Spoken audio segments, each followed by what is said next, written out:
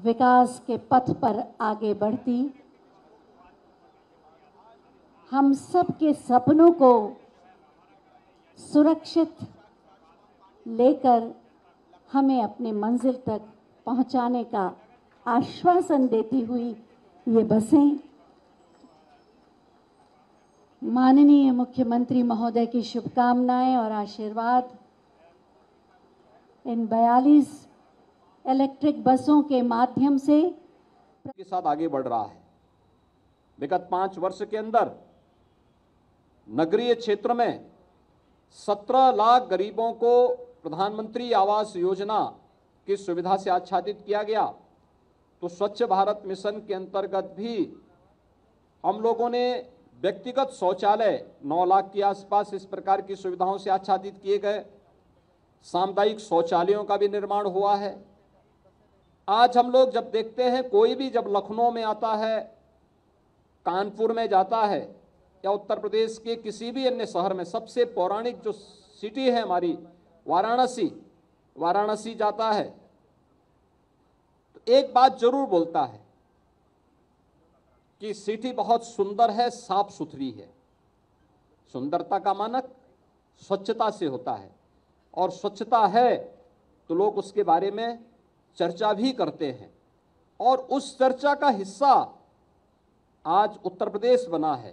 प्रधानमंत्री जी का विजन था स्वच्छ भारत मिशन। जब 2 अक्टूबर 2014 को प्रारंभ हुआ था तो स्वच्छ भारत मिशन के अंतर्गत हम लोग प्रदेश के अंदर भी उस लक्ष्य को प्राप्त कर सकें, यह एक दूर की कौड़ी थी, लेकिन आज ये सपना साकार हुआ है।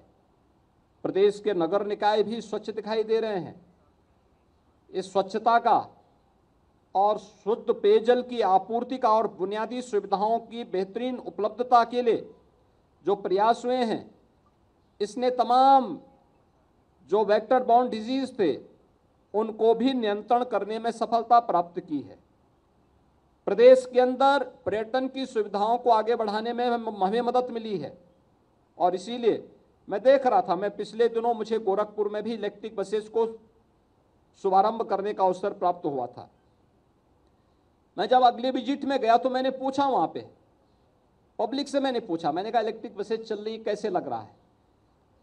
उन्होंने कहा सब और भी लगते, और अलग अलग जगहों से मेरे सामने इस बात की डिमांड होने लग गई कि हमें हमारे शहर को भी, हमारे कस्बे को भी, या जो गोरखपुर सिटी के अंदर इलेक्ट्रिक बसेस चल रही हैं इसके दायरे को थोड़ा बढ़ा देते। यानी इतनी मांग थी और पूरी भर करके जा रही हैं।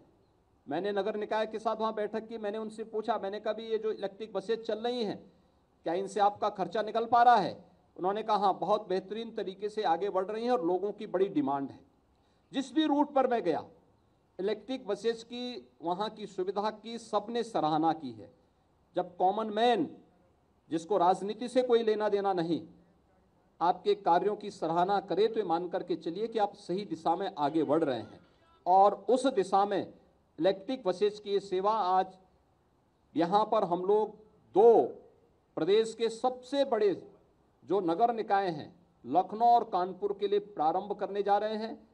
यद्यपि दोनों सिटी मेट्रो से भी जुड़ी हुई है, लेकिन मेट्रो की आधार बनेगी इलेक्ट्रिक बस सेवा। इसमें मेट्रो के विस्तार करने में भी प्रत्येक जो यात्री है, प्रत्येक नागरिक को वायु और ध्वनि प्रदूषण से मुक्त पब्लिक ट्रांसपोर्ट की एक बेहतरीन सुविधा उपलब्ध कराने में हमें इसके माध्यम से सफलता प्राप्त होती है। और मैंने इसलिए नगर निकाय से, नगर विकास विभाग से इस बात का आग्रह किया था।